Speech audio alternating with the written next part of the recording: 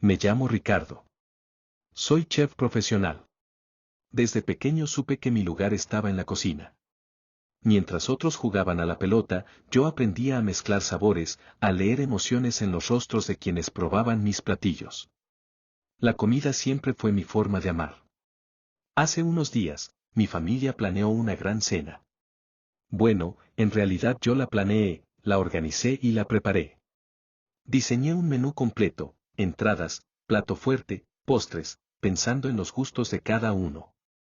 Pasé horas entre ollas, hornos y cuchillos, imaginando cómo se sorprenderían, cómo disfrutarían lo que había creado. Llegó la noche. La casa se llenó de risas, música, charlas. Yo seguía en la cocina, afinando los últimos detalles, esperando que alguien se asomara a decirme: Ricardo, ven, la mesa está lista para ti también. Pero no. Sirvieron la cena sin mí. Desde lejos escuchaba los brindis, las carcajadas, las fotos que se tomaban. Nadie me llamó. Nadie me invitó. Y cuando todo terminó, por fin se asomaron a la cocina, no para agradecerme, ni para invitarme a sentarme con ellos. Me llamaron para que lavara todos los trastes. Frente a esa pila de platos sucios, sentí como algo se quebraba dentro de mí. Como si, para ellos, yo no fuera Ricardo, el chef, el hermano, el hijo, sino solo el que cocina y limpia. Esa noche, mientras fregaba cubiertos manchados de su celebración, me hice una pregunta. ¿Para quién estoy cocinando realmente? ¿Para mi familia, o para sentirme aceptado? Los días pasaron como si nada. Nadie mencionó lo que había pasado en aquella cena. Nadie se disculpó. Nadie preguntó cómo me sentí. Solo volví a convertirme en el chef de la familia, útil cuando les conviene, invisible cuando no. Hasta que llegó el cumpleaños de mi hermano Julián. Un mensaje en el grupo familiar. Ricardo, estás invitado a la cena de Julián este sábado, nos encantaría que tú te encargaras de la comida, como siempre. Seguro a todos les encantará. Y uno tras otro comenzaron a decir: Sí, Ricardo. Tu cocina es increíble. ¿Qué sería de una cena sin ti? Yo leí todo en silencio. Respondí con un simple: Claro, yo me encargo. Ellos felices. Ni sospechaban. Llegó el sábado. La casa lista, la mesa puesta, todos esperando los platillos que prometí. Pero yo nunca llegué. Ese día, mientras ellos esperaban mi llegada y me llamaban sin parar, yo estaba en otro lugar. Mis amigos, los de verdad, se habían enterado de lo que había pasado aquella vez. Sin decirme nada, organizaron algo especial. Me llevaron a un restaurante hermoso, decoraron la mesa, y en vez de que yo cocinara para ellos, ellos lo hicieron para mí. Había una cena completa con mis platos favoritos, música que me gustaba y, por primera vez en mucho tiempo, me sentí valorado. Mientras tanto, mi celular explotaba de mensajes. Ricardo, ¿dónde estás? Nos dejaste plantados. Era importante para tu hermano. No puedo creer que hicieras esto. Pero no contesté ninguno. Luego, mis amigos subieron fotos a redes. Una cena espectacular. Yo en el centro, riendo, brindando. Con el pie de foto. Hoy celebramos a quien siempre cocina para todos, pero que hoy se merece ser servido. Te lo ganaste, hermano. Mi familia lo vio todo. Y ahí entendieron, por fin, cómo se siente estar excluidos, ignorados y pasar desapercibidos. Nunca respondí. No hacía falta. Esa noche supe que hay familias de sangre y familias de elección. Y la mía, ya no era la misma. Después de aquella noche, las llamadas no pararon. Mensajes, audios, correos, todos queriendo saber por qué, todos diciendo que no era para tanto, que la familia es primero, que cómo se me ocurría hacerles eso. Incluso mi mamá fue a buscarme a casa, pero no la recibí. Le dejé una nota. No estoy enojado. Solo aprendí a quererme más. Pasaron semanas. Un día, mi hermana menor, Sofía, la única que siempre fue más cercana, apareció en el restaurante donde trabajo. Me esperó afuera. Ricardo, ¿podemos hablar? La escuché. Me dijo que la familia estaba mal, que extrañaban mis cenas, mis bromas en la cocina, mi forma de estar ahí aunque nadie lo pidiera. Que querían que volviera, que esta vez iban a hacerlo diferente. Y por un momento, casi creí. Pero después miré a mi alrededor. Mis amigos, los que aquella noche me demostraron quiénes sí son mi gente. Los que nunca me dejaron solo. Así que respiré profundo y respondí. Sofía, yo no quiero una silla en su mesa por compromiso. Yo quiero una mesa donde me quieran de verdad, no por lo que hago, sino por quién soy. Ella bajó la mirada. Se fue sin decir mucho. Ese mismo día, mis amigos organizaron una nueva cena. Esta vez no era sorpresa. Era mía. Decoraron la terraza, me entregaron una carta firmada por todos, y brindamos por la gente que sí se queda, que sí valora, que no espera que siempre seas el que da. Esa noche, publiqué una foto con ellos.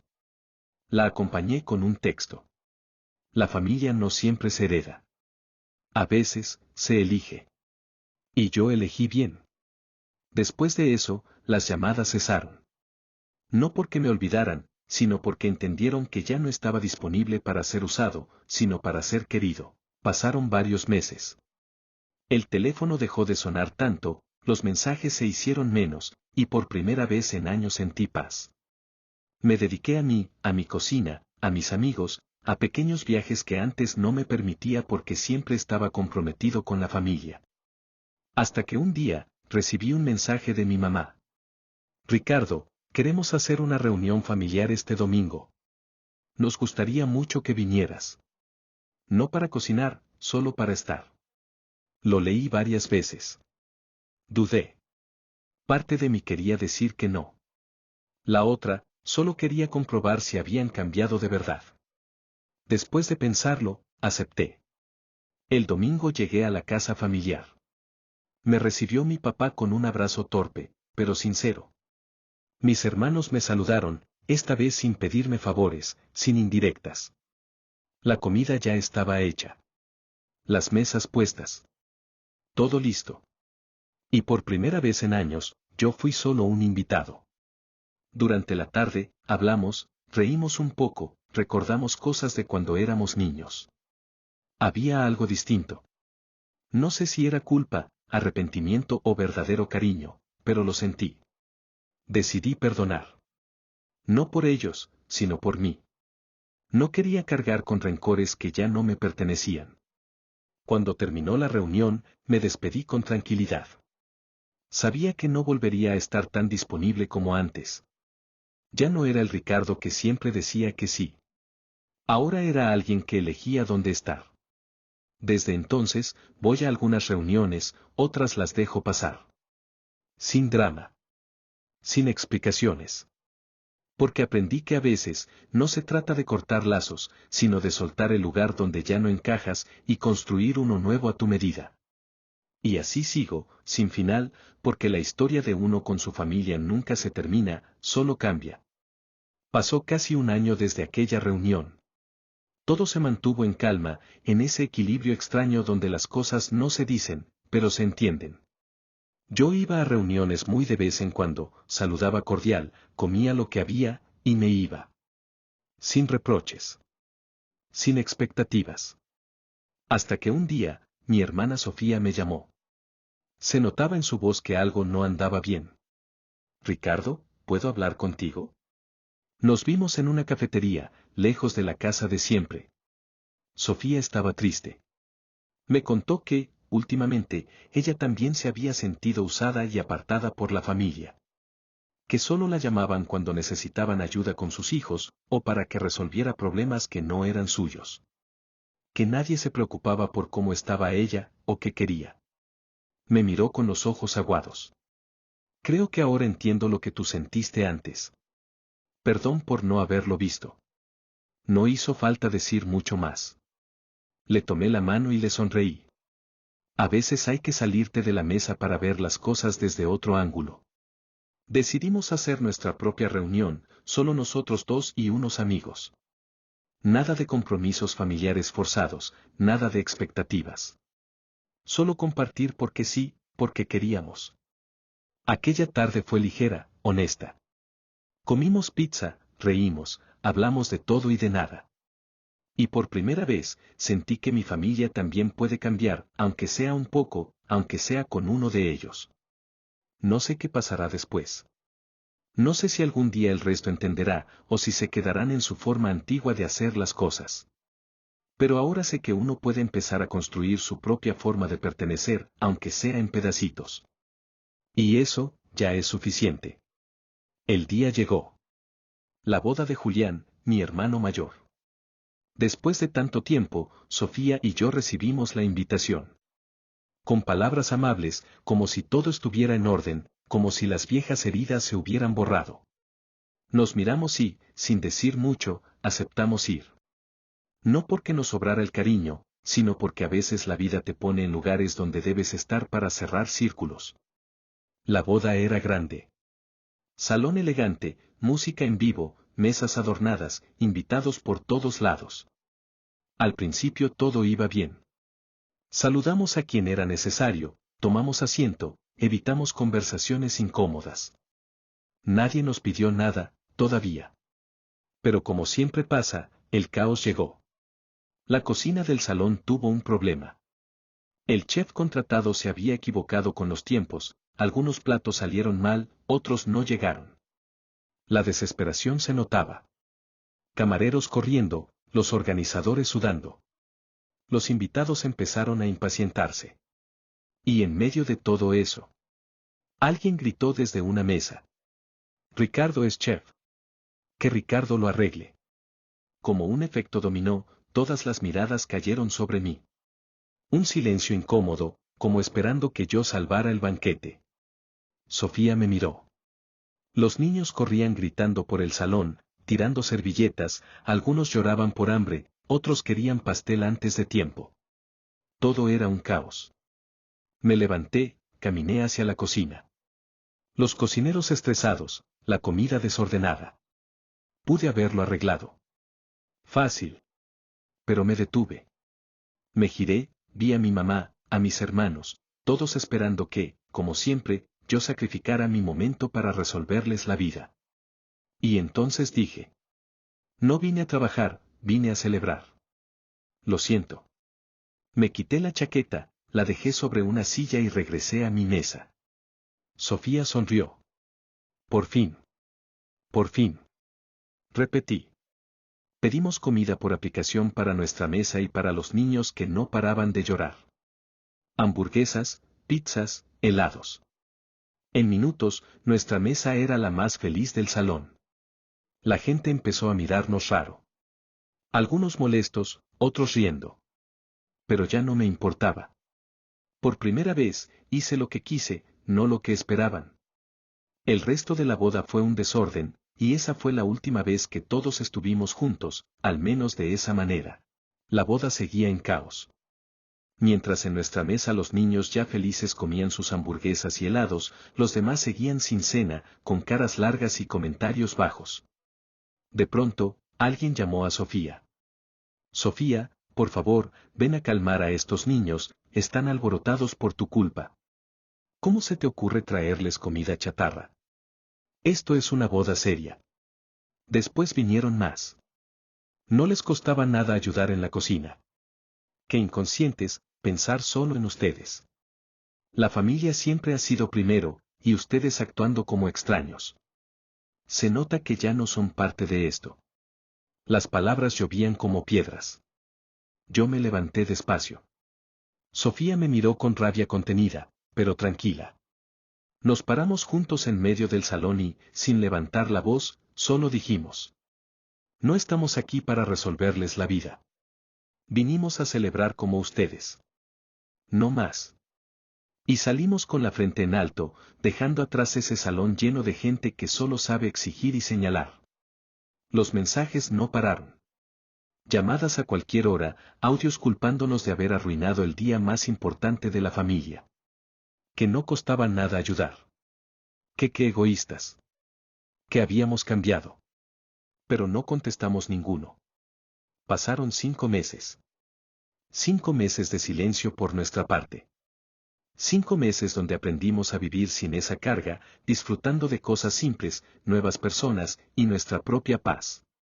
Hasta que un día, aparecieron otra vez. Con una nueva reunión familiar. Invitaciones. Mensajes diciendo: nos gustaría que volvieran, que estemos todos como antes. Sin ustedes no es lo mismo. Pero esta vez, Sofía y yo respondimos con el mismo mensaje. Gracias, pero no. Y fue todo. No hubo explicación, no hubo reclamo. Porque a veces no hace falta cerrar con palabras lo que la vida ya cerró con hechos. Seguimos caminando lejos de todo eso, más ligeros, más nuestros. Y quién sabe, tal vez algún día se den cuenta. O tal vez no. Pero eso ya no es nuestro problema. Con el tiempo, la familia no se rindió. Cada tanto, algún mensaje. Esta vez sí va a ser diferente. Perdonemos todo, volvamos a ser los de antes. Sofía, Ricardo, los extrañamos. Intentaron con cumpleaños, navidades, aniversarios. Pero siempre acompañado de indirectas, de reproches disfrazados de cariño. Es que ustedes se alejaron. Nos dejaron tirados el día de la boda. Antes sí éramos una familia. Sofía y yo lo entendimos. Podían invitar, podían sonreír, pero nunca iba a dejar de haber reproches. Nunca dejarían de recordar lo que según ellos hicimos mal. Nunca sería un lugar limpio, sano, de verdadera paz. Así que una tarde cualquiera, sin drama, sin discusiones, decidimos cortar todo lazo. Bloqueamos chats, salimos de grupos, dejamos de contestar llamadas. No por orgullo. No por rencor. Sino porque hay lugares que, aunque sean de sangre, ya no son hogar. Sofía y yo nos miramos ese día y lo dijimos casi al mismo tiempo. No más. Porque entendimos que la familia no es quien te pide estar, sino quien sabe cuidar de ti cuando estás. Y así seguimos. Sin mirar atrás. Con menos ruido, con menos gente, pero con más paz que nunca. Con el tiempo, la ausencia se volvió costumbre. Ya no hubo mensajes, ni llamadas, ni invitaciones forzadas. El silencio se sintió extraño al principio, pero después se transformó en libertad. Sofía y yo aprendimos a vivir sin ese peso, sin tener que pedir permiso para existir, sin cargar con culpas que nunca fueron nuestras. Armamos nuestra propia mesa, hecha de personas que elegimos, de momentos sinceros, de cariño sin condiciones. Ya no fuimos los hermanos problemáticos. Fuimos Ricardo y Sofía. Personas completas, sin necesidad de pertenecer a un lugar donde siempre nos quisieron a medias. Aprendimos a despedirnos sin despedida. A soltar sin drama. A vivir sin los reproches, sin la obligación de arreglar lo que no rompimos. Y así cerró esa historia. No con un final dramático, sino con uno en paz. Porque a veces, la verdadera valentía no está en quedarse a intentarlo una vez más, sino en tener la fuerza de decir: hasta aquí. Mi vida empieza de nuevo, lejos de lo que me hizo daño. Y la nuestra. Ya había empezado. Fin. Dime qué te pareció la historia. No te olvides de dejar un like, comenta, comparte y suscríbete para que no te pierdas nada de nuestras historias contadas.